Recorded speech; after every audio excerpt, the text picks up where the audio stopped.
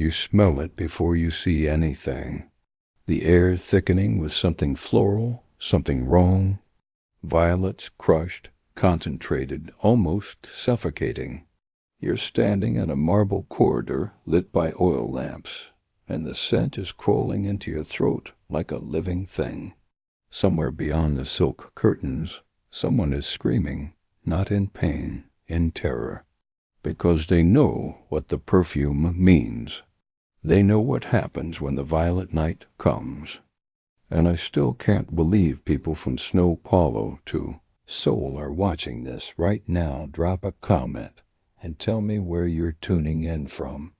It amazes me every time that a story this strange, this buried, still finds its way across centuries and continents. This is Rome. The year is 37 A.D. The emperor is a man whose name would become synonymous with madness. But tonight, in the heart of the Palatine Hill, his guests don't yet know that. They only know the invitations arrived on violet-dyed papyrus. They only know that declining wasn't an option. And they only know that 3 senators who attended the last violet night were never seen in the forum again. History doesn't record who gave it the name. No official chronicle from Suetonius or Tacitus ever uses the phrase violet night directly. But in private letters, fragments preserved in the dry Egyptian sand, correspondence between exiled aristocrats, it appears again and again. Nox viola, the violet night, written in code, written in fear, always accompanied by the same warning. If the flowers come, burn this letter. What were they so afraid of? The Roman elite had survived civil wars, proscriptions, political purges. They had watched enemies strangled in the Tullianum, seen heads mounted in the Forum, attended executions as public entertainment. These were not people easily frightened. But the violet night was different. It wasn't about death. It was about something worse than death, something that made death seem like mercy. The first recorded instance came in the spring of that year. Caligula had been emperor for less than 9 months. He was young, charismatic, still wrapped in the public's affection as the son of the beloved General Germanicus. The madness, or what history would call madness, hadn't fully bloomed yet, but the signs were there, visible to anyone close enough to see. The sudden mood shifts, the long silences where he seemed to be listening to voices no one else could hear, the way he stared at senators during meetings, not blinking, as if measuring them for something. Then the invitations arrived. They were beautiful, expensive, each one hand-delivered by a member of the Praetorian Guard, which meant refusal wasn't possible. The papyrus was dyed deep violet, a color so rare, so expensive, that only the imperial treasury could afford it in such quantities.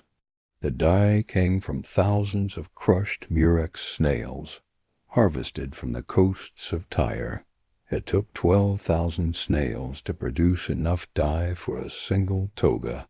This wasn't just wealth on display. This was power announcing itself through extravagance that bordered on violence.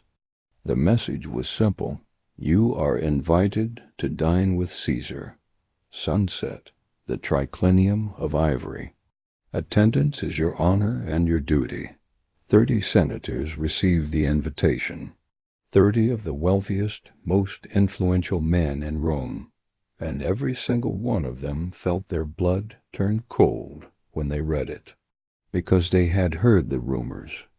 Whispers from palace slaves traded in the markets for coins or favors. Stories from freedmen who served in the imperial household. They spoke of a new game the emperor had invented. A test, he called it. A way to separate the loyal from the disloyal, the brave from the cowards, the worthy from the pretenders. No one knew exactly what the game entailed, but everyone knew that people who played it came back different. if they came back at all. Gaius Cassius Longinus, a senator from one of Rome's oldest families, a man whose ancestors had fought at Cannae, wrote to his brother that night. The letter survived, discovered in a sealed jar in Alexandria in 1924. His handwriting, normally elegant, was shaking. The violet summons came today. I have no choice but to attend. If you do not hear from me within 3 days, assume I have displeased him. Burn my correspondence. Protect the family name. Do not ask questions. He never wrote another letter. Sunset came. The senators arrived one by one, carried in litters through the streets, their faces carefully blank. Romans prided themselves on stoicism, on the ability to face death without flinching. But this wasn't death. This was uncertainty. And uncertainty is a torture all its own. The triclinium, the dining hall, was exactly as promised. Ivory panels on every wall, inlaid with gold. The ceiling painted to look like the night sky, with actual crushed sapphires mixed into the paint to make the stars shimmer. Silk cushions from China, platters of gold and silver. Everything designed to overwhelm, to remind guests that they were in the presence of absolute power. And the smell. God, the smell. Violets everywhere. Fresh ones woven into garlands hanging from the ceiling. Dried ones crushed into the floor mosaics, so that every footstep released another wave of perfume. Violet oil burning in the lamps. It wasn't decoration. It was saturation. It was deliberate. It made thinking difficult, made breathing feel like drowning in flowers. Caligula entered last, as emperors do. He was 25 years old. Beautiful, in the way Roman aristocrats could be beautiful, sharp-featured, calculating eyes, the kind of face that sculptors loved because it looked good in marble. He wore purple, of course, the toga of an emperor, but around his neck a garland of violets so thick it looked like a noose. He smiled. That was the worst part, according to one account.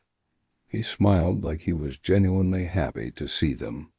"My friends," he said, "my most loyal, most trusted friends. I'm so glad you came." No one spoke. 30 senators, men who commanded legions and controlled provinces, sat in silence like schoolboys. "I've prepared something special tonight," Caligula continued, reclining on his couch. "A game, a test of virtue. You see, I've been thinking about loyalty, about what it really means. Anyone can say they're loyal. Anyone can bow and scrape and smile. But how do we know? How do we truly know who would die for Rome? For me?" He clapped his hands. Slaves entered, carrying trays. On each tray a small glass vial. Violet glass sealed with wax. "Inside each vial is a drink," the emperor said. "Some contain wine, the finest wine from Falernian vineyards, sweetened with honey, mixed with spices from India. You'll taste it and feel like you're drinking liquid gold." He paused. Let the silence stretch. "Others contain hemlock." The room didn't breathe. "I won't tell you which is which," Caligula said, still smiling. "That would ruin the game. But here's what I will tell you. If you drink, and it's wine, you've proven your loyalty. You've shown me you trust your emperor, that you believe I would never harm a faithful servant of Rome. You'll be rewarded. Lands, titles, my eternal favor." He picked up one of the vials himself, held it to the lamplight. The liquid inside gleamed purple-red. "But if you refuse to drink," he let the sentence die. Didn't need to finish it. Refusing meant you didn't trust him. And if you didn't trust the emperor, you were a traitor. And traitors faced the cross, or the beasts, or worse, the lingering deaths reserved for those who insulted the majesty of Rome. "So," Caligula said softly, "who's thirsty?" No historical source records how long the silence lasted. Suetonius, writing decades later, said it felt like hours. Cassius Dio, even further removed, called it the moment Rome's soul broke. Whatever the truth, eventually someone moved. Marcus Aurelius Cotta. Not the famous one, this was a distant cousin, a minor senator, a man history barely remembers. But that night he became immortal in the worst way. He reached forward, took a vial, broke the seal. His hand was steady. Romans valued that the steady hand, the calm face. He drank it in one swallow. For 5 seconds nothing happened. Then his throat convulsed. His eyes went wide. He tried to stand and collapsed instead, crashing into the low table, sending golden plates clattering. His body seized, back arching, fingers clawing at his throat. The hemlock was working. Paralysis spreading from the legs upward, the lungs slowly forgetting how to breathe. He couldn't scream. Could only make this wet, choking sound that would haunt everyone in that room for the rest of their lives. Caligula watched, didn't move, didn't call for help.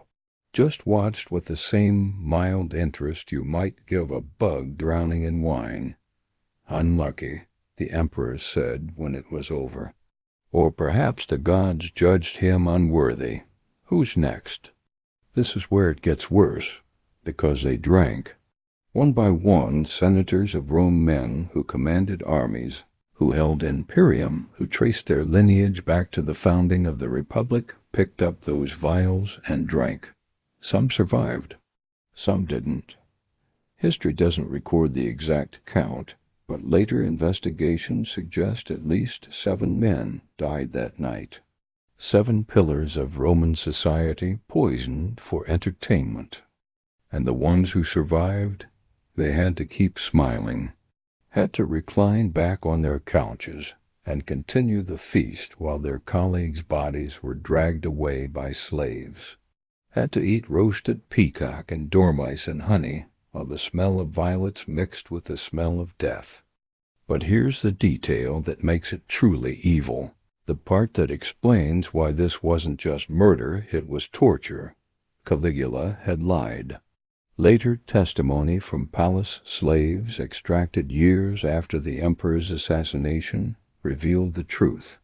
Every vial contained wine. Every single one. The men who died had been poisoned earlier, dosed with slow-acting toxins mixed into the bread they ate while waiting. The vials were theater. The choice was an illusion. The emperor wanted to watch them choose to die. Wanted to see that moment of decision on their faces. And then he wanted them to live with the guilt of surviving while others didn't. To lie awake, wondering what made them different. What made them worthy. The violet night wasn't repeated often. Maybe 5 or 6 times over the next 2 years, always with different variations. Once the game was to volunteer someone else to drink-watch senators betray each other, sacrificing colleagues to save themselves. Once the wives were invited too, and husbands had to choose. Drink yourself or watch your wife drink. Each iteration found new ways to excavate shame, to turn Rome's elite against themselves. And always, always the violets.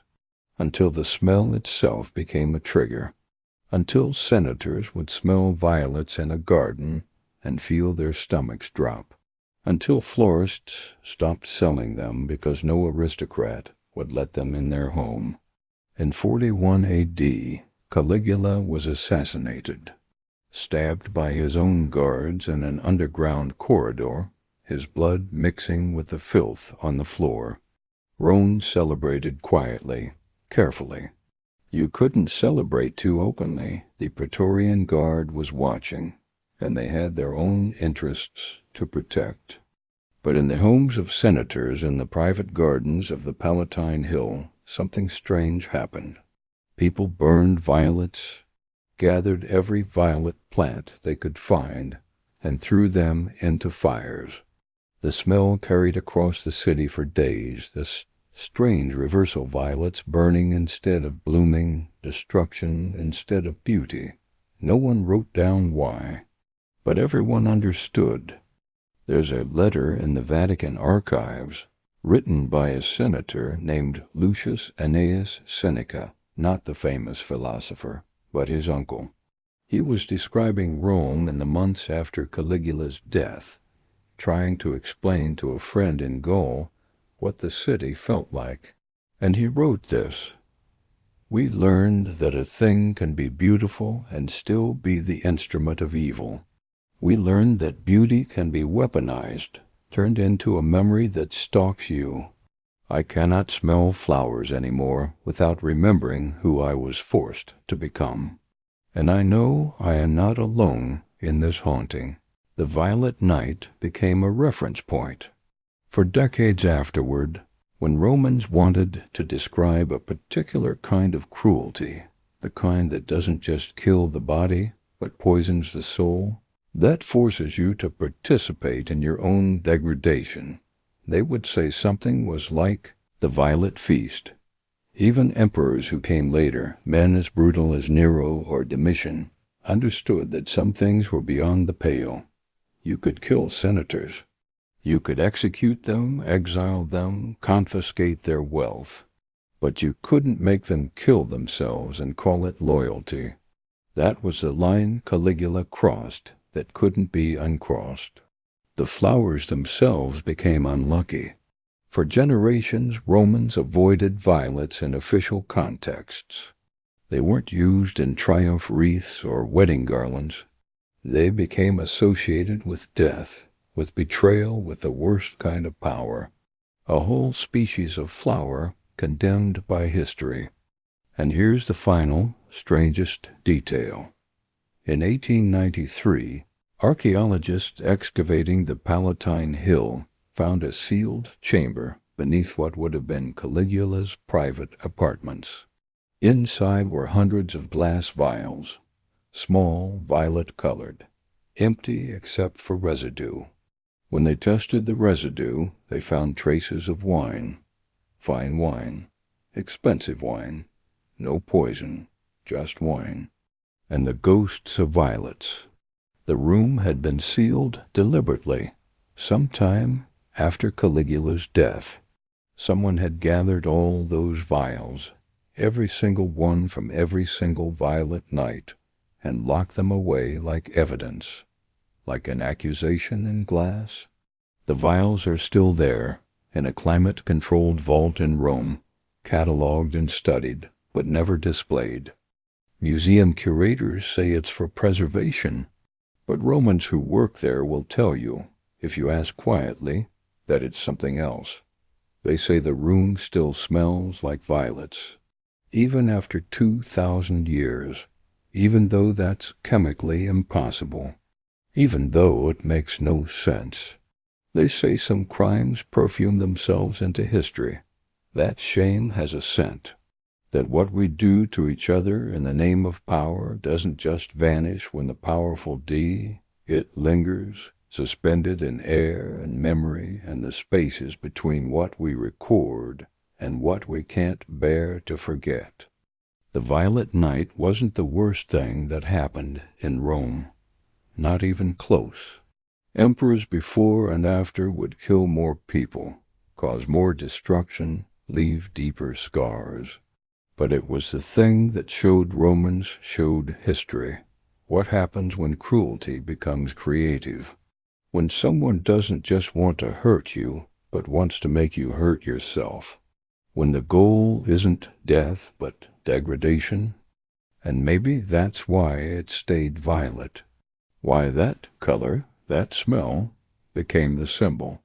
Because violets are fragile, beautiful, innocent. And turning innocence into an instrument of torture is its own special kind of damnation. It's not just about destroying people. It's about destroying the good things too, making sure that even beauty becomes a scar. Somewhere in Rome tonight, violets are blooming. They grow in gardens and along the ruins of the Palatine Hill, in the cracks of ancient marble where emperors once walked. They're just flowers. They don't remember. They can't, but maybe we remember for them.